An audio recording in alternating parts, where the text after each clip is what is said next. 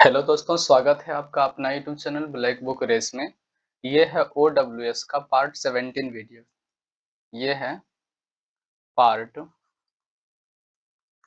17 video, ठीक है। और इसमें हम कुछ देखेंगे इजी वर्ड लिस्ट। तो अभी तक हम लोग कर रहे थे एक्सरसाइज एक्सरसाइज 3 को कर रहे थे, जो कि आज कंप्लीट हो जाएगा, ठीक है। एक्सरसाइज 3 जो है आज कंप्लीट हो जाएंगे। और एक्सरसाइज 3 में ही कुछ इजी वर्ड लिस्ट है, मतलब ये सब इजी वर्ड मीनिंग है, इसको भी देखते हुए चलेंगे, ठीक है। इसको करवाने के बाद एक्सरसाइज 3 कंप्लीट हो जाएगा। नेक्स्ट वीडियो में जब हम लाएंगे एक पार्ट है ना 18 लाएंगे, तो उसमें न्यू चैप्टर का होगा। कहने का मतलब एक्सरसाइज 4 से होगा, ठीक है। तो इसे मैं थोड़ा साफ कर लेता हूँ। चलिए, इरेज कर लिया।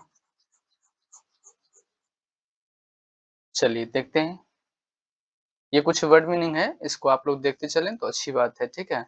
और ये इजी वर्ड मीनिंग है, इसे आप लोग भी जानते होंगे, ठीक है।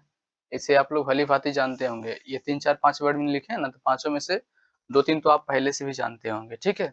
मैं ऐसा उम्मीद करता हूँ। चलिए, बुटीक किसको कहते हैं जी?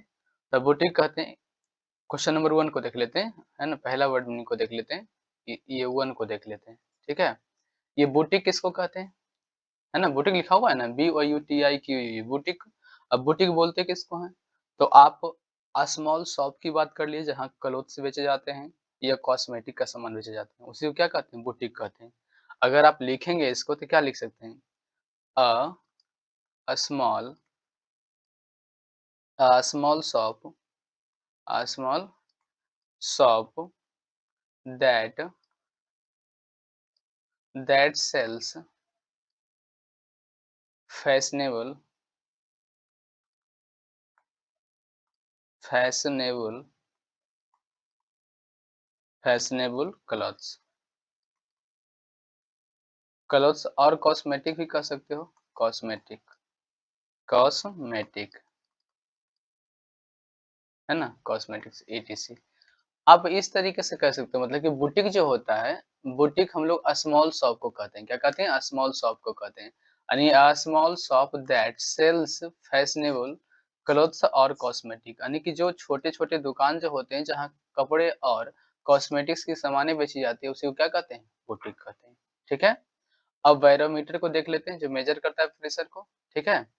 आप इसको भी जानते होंगे बैरोमीटर को। चलिए क्वेश्चन नंबर 2 को देख लेते हैं, ठीक है। क्वेश्चन नंबर 2 देख लेते हैं। अरे यार, ये क्या हो रहा है? क्वेश्चन नंबर 2 देख लेते हैं। बैरोमीटर, ठीक है।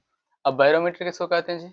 तो बैरोमीटर कहते हैं, इसको थोड़ा साइड कर लेते हैं, जो प्रेशर को मेजर करता है, जो प्रेशर को मेजर करता है, ठीक है। ये सब तो आप जानते ही होंगे, लेकिन फिर भी मैं चर्चा कर देता हूँ इसको, ताकि आप समझ जाएं। तो इसका मतलब क्या हुआ? स्मॉल शॉप हुआ, ठीक ना। स्मॉल शॉप हुआ, क्या हुआ? स्मॉल शॉप, स्मॉल शॉप, है ना। चलिए बैरोमीटर को देख लेते हैं। अब बैरोमीटर क्या है? जो मेजर करता है प्रेशर को, है ना। क्या करता है? जो मेजर करता है प्रेशर को। मेजरिंग द एटमॉस्फेरिक प्रेशर, ऐसे भी लिख सकते हो शॉर्ट में इसको। बैरोमीटर मतलब वायु दाब मापी यंत्र, क्या बोलते हैं इसको? वायु दाब मापी, है ना। जो वायु दाब को मापता है, ठीक ना।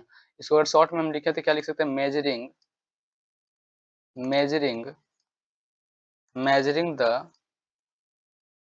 एटमॉस्फेरिक प्रेशर, ठीक है। एटमॉस्फेरिक प्रेशर को जो मापता है, उसको बैरोमीटर कहते हैं। क्या कहते हैं भाई? बैरोमीटर बोलते हैं, यानी वायु दाब मापी यंत्र किसको बोलते हैं? जो मेजर करता है ना, जो मापता है एटमॉस्फेरिक प्रेशर को, ठीक है। चलिए, यहाँ तक क्लियर है।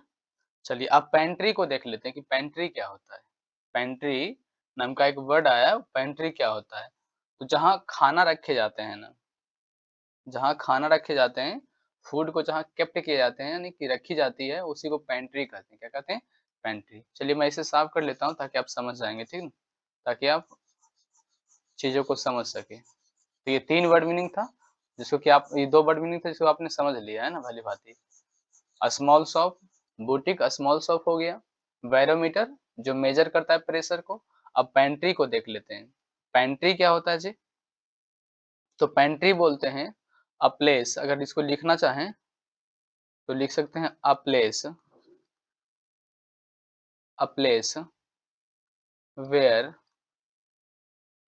वेयर फूड इज़ केप्ट, ठीक है? कहने का मतलब अ प्लेस जहाँ पर खाना को क्या किया जाता है, रखा जाता है, ठीक ना? पेंट्री हम उसी को बोलते हैं, ये पेंट्री जो वर्ड आया है पेंट्री, ठीक है? पेंट्री हम उसी को बोलते हैं जहाँ क्या करता है, खाना को रखे जाते हैं, ठीक है? अब आइए वर्गलड, ये क्या होता है? इसका मतलब होता है सेंधमार, क्या होता है? सेंधमार। ये सेंधमार जो होता है गाँव में जैसे चोरी-वोरी करने के लिए जो आता है, वो जो दीवार को तोड़ करके, दीवार को ब्रेक करके घर में घुस जाता है और चोरी कर लेता है, उसी को हम लोग क्या कहते हैं? सेंधमार कहते हैं।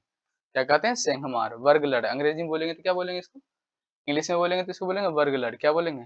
वर्गलड मीन्स क्या होता है? सेंधमार होता है, क्या होता है भाई? सेंधमार होता है। जो दीवार को जैसे कि ये मान लो घर है, ठीक है? ये घर है और चोर को चोरी करनी है, चोर को चोरी करना है, यहाँ दरवाज़ा लगा हुआ है, ठीक है? दरवाज़ा में तो कुंडी लगा होता है, अंदर-बाहर से लॉक लगे होते हैं, ठीक है? तो अगर चोरी करना हो तो वो क्या करता है, पीछे की जो दीवारें होती हैं, उस दीवार में वो सुराख कर लेता है ना? इतना बड़ा होल कर लेता है ताकि जिससे कि वो आसानी से आर-पार हो सके और उस घर में चोरी कर लेता है, ठीक है? तो ऐसा करना ही क्या कहलाता है? वर्गलर कहलाता है, ठीक है?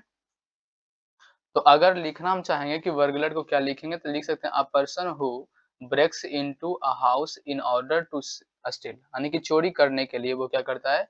अ पर्सन लिखना चाहेंगे तो अ पर्सन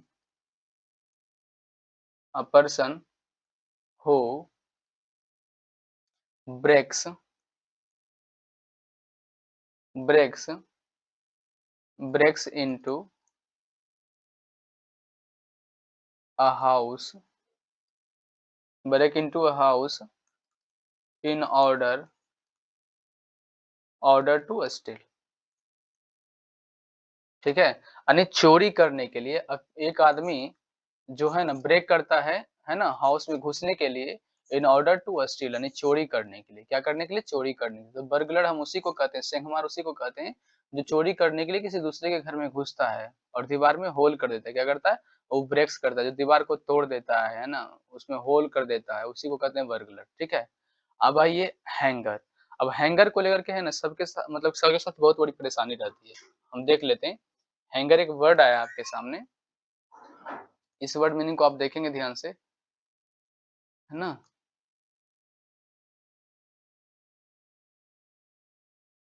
मैं थोड़ा सही कर लेता हूँ, ये थोड़ा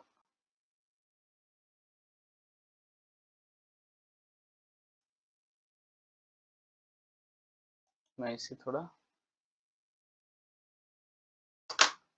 ओह यार सॉरी।